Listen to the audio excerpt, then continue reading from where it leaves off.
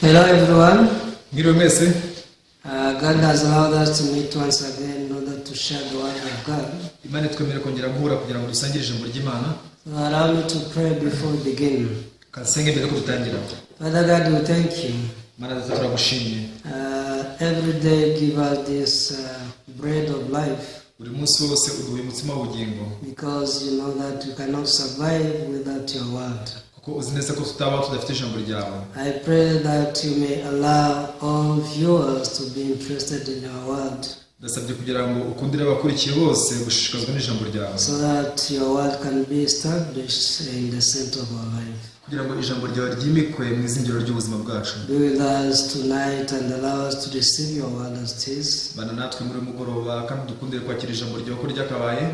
we put all this program and this time into your hand from the beginning up to the end. In the name of Jesus we pray. Amen. Tonight we shall read in the book of Acts chapter 5. Please open the book of Acts chapter 5. We shall read from verse 1. Please open your Bible if you have one. You can read Acts chapter 5 from verse 1. If you are there, you read. But a certain man named Ananias, with Sapphira his wife, sold a possession. And he kept back part of the proceeds, his wife also being aware of it, and brought a certain part, and he laid it at the apostles' feet. Agabanya ku biguzi byayo umugore we abizi umugore n'ababizi maze azana igice agishyira intumwa. But Peter said, Ananias, why has Satan filled your heart to lie to the Holy Spirit and keep back part of the price of the land for yourself?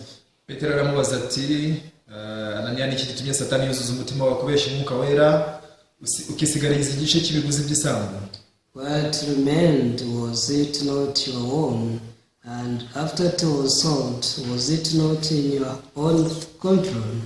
Why have you considered this thing in your heart? You have not lied to men but to God. Ukifite ntiyari yawe kandi umaze kwigura ibiguzi byayo ntibyari ibyawe byigenga. Niki gitumye wigira inama yo gukora utyo? Saba mubeshye ahubwo Imana niyo ubeshye. Verse 5, then Ananias, hearing these words, fell down and breathed his last. So great fear came upon all those who heard these things. Ananiya byumvise atyo aragwa umwuka urahera, ababyumvise bose bagira ubwoba bwinshi. And the young men arose and wrapped him up, carried him out and buried him. Nuko abasore barahaguruka baramukubira baramujyana baramuhamba. Now it was about 3 hours later when his wife came in, not knowing what had happened. And Peter answered her, tell me whether we sold the land for so much. She said, yes, for so much. Then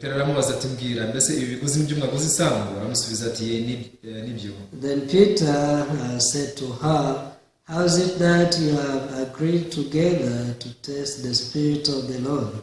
Look, the feet of those who have buried your husband are at the door, and they will carry you out. Petero aramubaza ati niki gitumye muhuza inama yo kugerageza umwuka w'Imana umwami Imana dore ibirenge byamaze guhamba umugabo wawe bigeze ku muryango nawe barakujyana. Then immediately she fell down at his feet and breathed her last.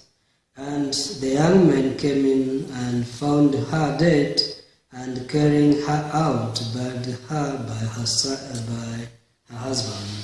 Murako kanya muko ku birenge umwuka urahera abasore binjiye basanga amaze gupfa baramujyana bamuhamba hamwe n'umugabo we. So great fear came upon all the church and upon all who heard these things. Itorero ryose n'ababyumvise bose bagira ubwoba bwinshi. And through the hands of the apostles, many signs and wonders were done among the people, and they were all with one accord in Solomon's porch. ibimenyetso n'ibitangaza byinshi byakorwaga mu bantu n'amaboko y'intumwa kandi bose bateraniraga ku ibaraza rya Salomo n'umutima uhuye. Yes, I've read up to verse 12. Kugeza ku murongo wa 12. Whenever we read the Bible, we can see that it contains the special heart of God. Uruko dusoma Bibiliya tubona ko harimo umutima w'Imana udasanzwe. Though there are stories, but these stories contain the heart of God.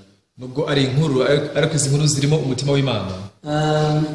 As we read the story, we can see that it's a story of born again Christians. Mu gihe dusoma izi nkuru tubona ko ari inkuru z'abakristo bavutse bwa kabiri. As you know, to be born again, it doesn't require anything from man's effort. Nkuko mubizi kugira ngo uvuke bwa kabiri ntibisaba umurava w'umuntu. When a man is born, even in normal life, also he doesn't do anything. No mu buzima busanzwe iyo umuntu avutse nta kintu akora. Only parents do something. Ababyeyi nibo bagira icyo bakora. And they conceive him or her. Bityo bakamusama. And after 9 months they give birth. Nyuma y'amezi 9 rero barabyara. So this new baby has to depend on the parents. Umwana uvutse bagomba kwiringira ababyeyi be. It's the same to the born again Christians. Icyo kimwe n'abakristo bavutse bwa kabiri. For us to be born again, we need to receive the forgiveness of sins. Kugira ngo tuvuke bwa kabiri dusabwa kwakira imbabazi z'ibyaha. And this forgiveness of sins were accomplished by Jesus Christ. Kandi izo mbabazi z'ibyaha zasohojwe na Yesu Kristo. About 2,000 years ago, Jesus came down to this world. Mu myaka 2000 yashize Yesu yaje muri iyi si. And he came to die for our sins. Yazanywe no gupfira ibyaha byacu. Because the wages of sin is death. Bitewe n'uko ibihembo by'icyaha ari urupfu. No one could die and resurrect by himself. Nta muntu washoboraga gupfa ngo narangiza azuke ku bwe. So Jesus died to pay our debt. Uko niko rero Yesu yapfuye kugira ngo yishyure imyenda yacu. Now when you have a debt, unpayable debt, mu gihe ufite umwenda utakwishyurwa, unless you get somebody who is rich who can help you, you can be in danger. Kiretse gusa ufite umuntu w'umukire wagufasha nawe ubundi ushobora kuba mu kaga. Some people are arrested, others they sell their properties because they are unable to pay back the debt. Abantu bamwe batabwa muri yombi, abandi bakagurisha imitungo yabo ko batabashije kwishyura iyo myenda. But when you receive grace to find someone to help you, ariko iyo ugira ubuntu ukabona umuntu ugufasha, you become free from the debt. icyo gihe ubasha kubohoka iyo myenda. It's the same to our debt of sin. Nicyo kimwe n'imyenda yacu y'icyaha. We had death of sin. Twahoranye umwenda w'icyaha. We were supposed to die because of our sins. Twagombaga gupfa kubera ibyaha byacu. One day Jesus came down and died on behalf of us all. Ariko umunsi Yesu Kristo yaraje nuko apfa mu cyimbo cyacu twese. Unfortunately, so many people don't know the value of the death of Jesus. Cyoje nuko abantu benshi batazi agaciro k'urupfu rwa Yesu. Until today, there are people who say that they are sinners. Kugeza umunsi barakivuga ko ari abanyabyaha. Because they focus on their works. Barakubita ku mirimo yabo. But those who receive this precious gospel in their hearts, ariko bakira ubutumwa bwiza bw'igiciro mu mitima yabo, regardless on what they do or what they don't do, utitaye ku byo bakora ndetse n'ibyo badakora, they testify how righteous they became, batanga ubuhamya bw'ukuntu babaye abakiranutsi, because they are born by the incorruptible seed, that is the word of God. babyawe n'imbuto itabora iryo jambo ry'Imana. Those who are born again, when they are together, they are called the church. Abavutse bwa kabiri bari hamwe bitwa itorero. Especially the church should have the same heart. By'umwihariko itorero rigomba kugira umutima uhuye. Because the church is the body of Jesus Christ. Kuko itorero ari umubiri wa Yesu Kristo. And Jesus is the head. Kandi Yesu nawe ni umutwe. As you know, the head is always over all the parts of the body. Nkuko mubizi umutwe ukuriye izindi ngingo zose z'umubiri. That's why all parts of the body listen to the head. Impamvu ingingo zose z'umubiri zumvira umutwe. So when it is like this, we call it a church. Iyo bimeze bityo byitwa itorero. When there's this harmony between these parts of the body and the head. hagati y'ingingo z'umubiri n'umutwe. So Jesus is guiding the church, Yesu rero ayobora itorero, and through his guidance, the born-again Christians live spiritually. binyuze mu kuyoborwa kwe y'abakristo babaho ubuzima bw'umwuka. So the story we read today is about the first church isomo twasomye uyu munsi rivuga ku itorero rya mbere during the apostles. mu gihe cy'intumwa. So this time there was a great work of God. muri iki gihe hari umurimo w'Imana ukomeye. After brothers and sisters listened to the gospel and received forgiveness of sins, bamaze kumva ubutumwa bwiza bakakira imbabazi z'ibyaha, they started to live their spiritual life in the church. batangira kubaho ubuzima bwabo bw'umwuka mu itorero. One day there was one guy called Barnabas. umunsi umwe umuntu witwaga Barinaba, Because of the joy of the gospel, he sold his house and the land and all his properties. umunezero w'ubutumwa bwiza amuteye kugurisha ubutaka bwe ndetse n'imitungo ye, And he brought all the money to the apostles' feet. amafaranga yose ayashyira intumwa. And they said, I want to live for the gospel, and I want this money to serve the gospel. arabwira ngo ndashaka ko ubutumwa bwiza, amafaranga kuri ubutumwa bwiza. So from that time, many people could learn how to serve the Lord. icyo gihe abantu benshi batangiye kwiga ko bakorera Uwiteka. Those who learned faith, they could do this joyfully with freedom. bize kwizera bakoraga ibyo ngibyo banezerewe bafite umudendezo. But there is one guy who didn't have freedom before he sold his land, even after that. ariko hari umuntu utari ufite umudendezo mbere ko agurisha umutungo we na nyuma yaho. Yeah, when he saw that other brothers and sisters serve the Lord joyfully, ugabonaga abandi bene data bakorera Uwiteka n'umunezero, he was ashamed. yakozwe n'isoni. He thought maybe he needed also to do something. yatekereje ko nawe icyo agomba gukora. But as you know, God does not ask us to do something. ariko nk'uko mubizi Imana ntabwo idusaba kugira icyo dukora. God asks us to receive the heart of Jesus. Imana idusaba kwakira umutima wa Yesu. Because when we live by the heart of Jesus, ko mu gihe tubayeho n'umutima wa Yesu, that's when we can live joyfully. icyo gihe tubaho tunezerewe. But this guy, he didn't learn the heart of the church. ariko ntabwo yize umutima w'itorero. He didn't learn the heart of God, which was circulating the church. ntabwo yize umutima w'Imana watemberaga mu itorero. So, because he had no freedom, kubera ko nta mudendezo yari afite, he thought if he sold his land, maybe, and give some money, he could have freedom. yatekereje ko nagurisha umutungo we agatanga amafaranga ari bugire umudendezo. And he could also be part of the work of God together with brethren. yashoboraga kwifatanya n'umurimo w'Imana hamwe n'abandi bene data. Remember, he was saved. muzirikane ko yari akijijwe, He was righteous. yari umukiranutsi, He was a brother in the church, and his wife was a sister in the church. yari mwene data mu itorero n'umugore we nawe ari mwene data mu itorero. Everyone, after we receive salvation, God wants us to learn spiritually. tumaze kwakira agakiza, Imana ishaka ko twiga ubuzima bw'umwuka. And God wants to work for us. Imana ishaka kudukorera. But when we don't know the heart of God, we try to serve the Lord. ariko iyo tutazi umutima w'Imana tugerageza gukorera Uwiteka. This is what happened to Ananias and Sapphira. iki nicyo cyabaye kuri Ananiya na Safira. When we read verse 1, the Bible says, But a certain man named Ananias with Sapphira his wife sold a possession. Dusomye imirongo ya mbere aravuga ngo hariho umugabo witwaga Ananiya hamwe n'umugore we Safira agura isambu. Why did he sell his possession? iki cyatumye agurisha isambu ye. As I told you, he saw other brothers and sisters serving the Lord with their possessions. Kuko nababwiye abonye abandi bene data bakorera Imana batanga imitungo yabo. And also he wanted to imitate them. nawe yashatse kubigana. But spiritual life or faith life is not imitated. ariko ubuzima bw'umwuka, ubuzima bwo kwizera si ibintu byiganwa. Yes, you can learn how to live spiritual life. yego ushobora kwiga uko wabaho ubuzima bw'umwuka. But just trying to imitate what brothers and sisters do cannot work. ariko ibyo ntabwo byakunda ugerageje kwigana gusa ibyo bene data abandi bakora. We need to live before God with freedom. dukeneye kubaho imbere y'Imana n'umudendezo. When you don't have faith, you can tell God, God, I don't have faith. mu gihe tudafite kwizera ukwiye kubwira Imana uti nta kwizera mfite. Please teach me faith. ndagusabye unyigishe kwizera. But Ananias and Sapphira did not know what to do. ariko Ananiya na Safira ntabwo bari bazi icyo bakora. Verse 2 says, and he kept back part of the proceeds, his wife also being aware of it, and brought a certain part and laid it at the apostles' feet. Agabanya ku biguzi byayo, umugore nawe abizi, maze azana igice agishyira intumwa.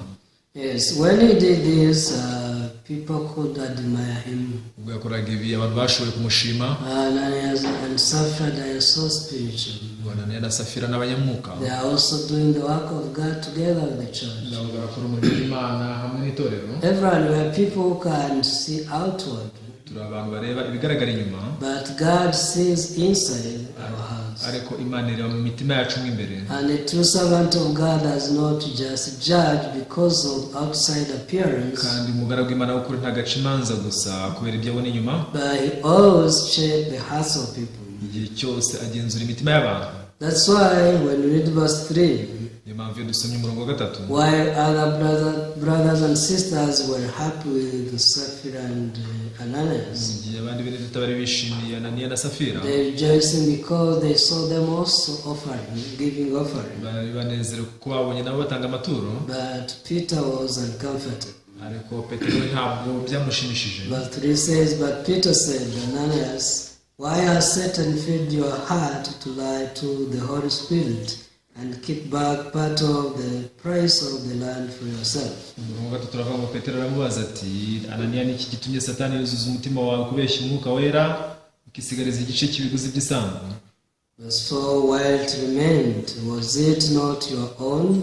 And after it was sold, was it not in your own control? Why have you conceived this thing in your heart? You have not lied to men but to God. Umurongo wa 4 ngo ukifite ntiyari yawe kandi umaze kuyigura ibiguzi byayo ntibyari ibyawe ubyigengaho. Ni iki gitumye wigira inama yo gukora utyo? Si abantu beshye, ahubwo Imana niyo ubeshye.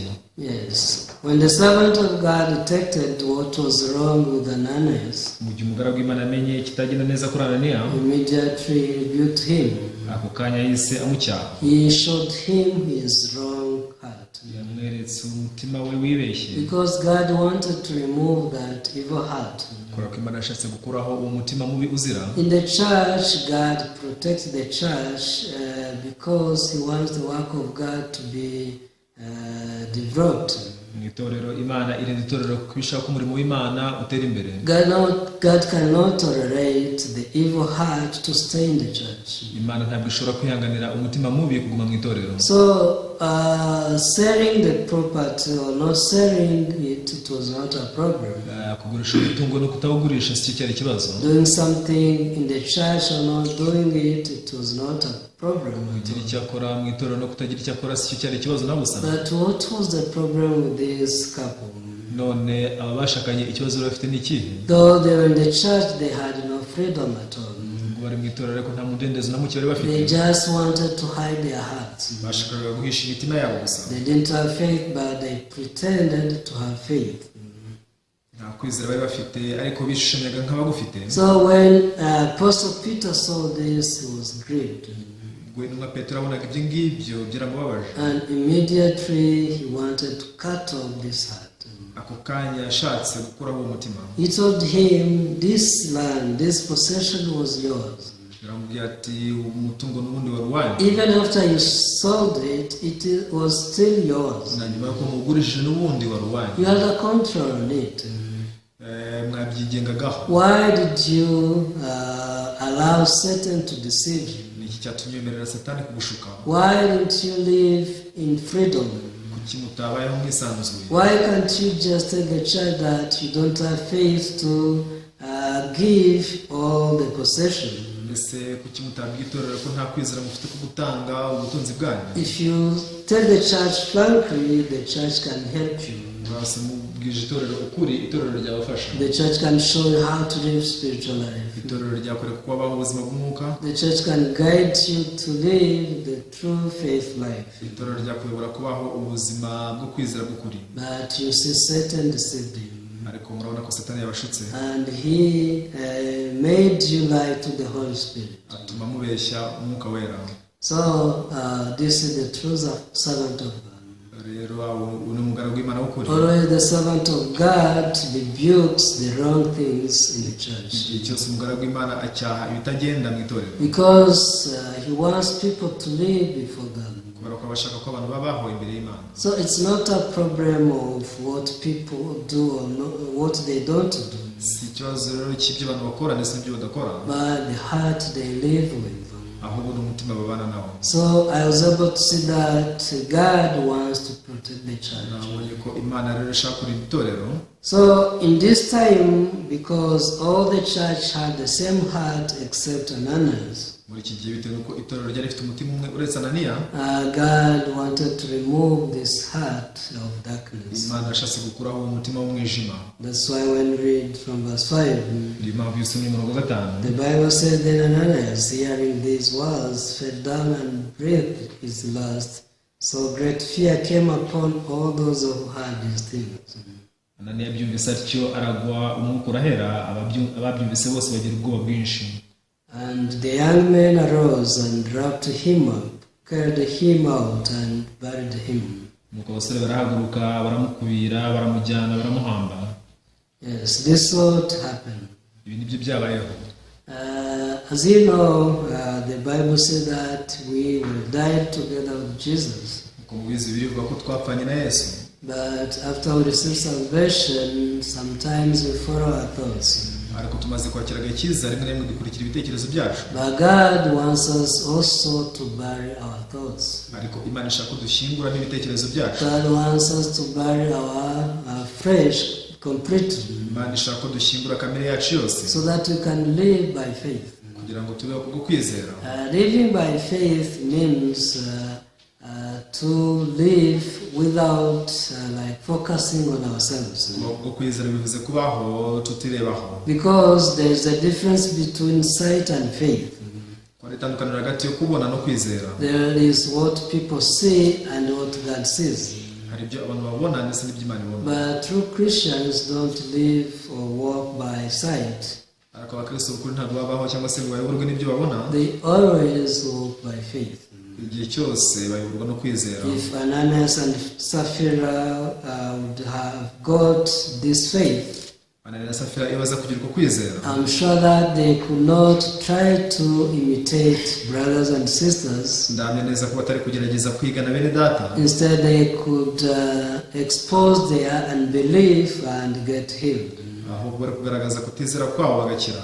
This is the true church and the true fellowship. iri ryo torero ry'ukuri ndetse n'ubusabane bw'ukuri. So I will read one verse in 2 Corinthians. Gasoma icyanditswe kimwe mu Bakorinto ba kabiri. 2 Corinthians chapter 5. Abakorinto ba kabiri ibice 5. You can read verse 7. Turasoma umurongo 7. Then you jump to verse 14. hanyuma tuze gusimbukira ku murongo 14. Verse 7 says, for we walk by faith, not by sight. Umurongo 7 uravuga ngo tuba tugenda tuyoborwa no kwizera tutayoborwa n'ibyo tureba. And verse 14, for the love of Christ compels us, because we judge thus, that if one died for all, then all died. Umurongo 14 ngo urukundo rwa Kristo ruraduhata kuko twemejwe yuko kuko umwe yapfiriye bose ariko bose bapfuye. Yes, in order to live spiritual life, kugira ngo tube ubuzima bw'umwuka, we need to believe that we are already dead. dukeneye kwizera ko twamaze gupfa. And we need to always depend on the love of God. dukeneye guhora twiringira urukundo rw'Imana igihe cyose. Because after God so loved us, Imana imaze kudukunda cyane, He gave us His own begotten Son, Jesus Christ. yaduhaye umwana wawe w'ikinege Yesu Kristo. And the love of Jesus made us holy kandi urukundo rwa Yesu rwatugize abera, and made us the children of God. rwatugize abana b'Imana. And in this love, we can be compelled also to live for others. muri urwo rukundo dushobora guhatirwa no kubaho kubw'abandi. And it's not just trying. kandi ibyo si ukubigerageza gusa, It's not just living and comfortably, si ukubaho gusa utuje, but we live with this heart, and through this heart we live with freedom before God. tubana mu mutima kandi binyuze muri mutima tukagira umudendezo ku Mana. And whatever we do it by faith, ibyo dukora byose tukabikora kubwo kwizera, not by sight. tudakurikiye ibyo tubona. So I hope that all viewers, you learn through spiritual life. Ngiye kumwese mukurikiye mwakwiga ubuzima bw'umwuka bw'ukuri. When people just walk by sight, they live being sinners until they die. Iyo bakurikira ibyo babona baba ari abanyabyaha kugeza igihe bapfiriye. Because always they see their mistakes. Kugira cyose bahora babona amakosa yabo. And they judge themselves to be sinners. Bakicira imanza bavuga ko ari abanyabyaha. That's why they always cry day and night. Niyo mpamvu bahora bataka amanywa n'ijoro. But to those who received the faith to believe in Jesus, ariko bakiriye kwizera Yesu, they got everlasting life. babona ubugingo buhoraho, and they became as righteous as God. kandi abakiranutsi nk'Imana. Because Jesus became the propitiation of their sin. Kubera ko Yesu yahindutse impongano y'ibyaha byabo. When you read verse 21 in this book we have read, iyo dusomye umurongo wa 21 muri iki gitabo twasomye, the Bible says, "For he made him who knew no sin to be sin to us, that we might become the righteousness of God in him." handitswe ngo kuko utigeze kumenya icyaha Imana yamuhinduye kuba icyaha ku bwacu kugira ngo muri we duhinduke gukiranuka kw'Imana. Yes, after we believe in this gospel, tumaze kwizera ubutumwa bwiza, we become righteous. twahindutse abakiranutsi. Not only just righteous, but we have the righteousness of God. That's why you can say that we are righteous as Jesus. Bitera abakiranutsi gusa ubwo abakiranutsi nk'Imana, niyo mpamvu tuvuga ko dukiranuka nka Yesu. Not because we can do good, tarakora ko dushobora gukora ibyiza, but because we walk by faith. ntabwo kubera ko tuyoborwa no kwizera. Not only this, but also we can live by this faith. Si ibyo gusa, ahubwo ushobora no kubeshwaho nuko kwizera. So do not be deceived by Satan. Rero ntugashukwe na Satani. Before you receive salvation and after you receive salvation, all you need is faith. Mbere yo kwakira agakiza na nyuma yo ukakiriye, icyo ukeneye ni ukwizera. So Ananias and Sapphira, they needed to have such faith. Ananiya na Safira rero bakeneye kugira uko kwizera, and they could live with freedom in the church of God. nuko babasha kubaho mu mudendezo mu itorero ry'Imana. So I hope that God also can put an end to our flesh, ngiye ko Imana yashyira iherezo kuri kamere yacu, and let us bury our thoughts and everything of ours, kadushyingura ibitekerezo byacu n'ibindi byacu byose, and only establish this word of God. twimike iri jambo ry'Imana ryonyine gusa. So I will speak up to here. Reka nsoreze hano, Let's pray. dusenge. Father God, we thank you. Mana Data, turagushimye, You have given us the chance to listen to your word.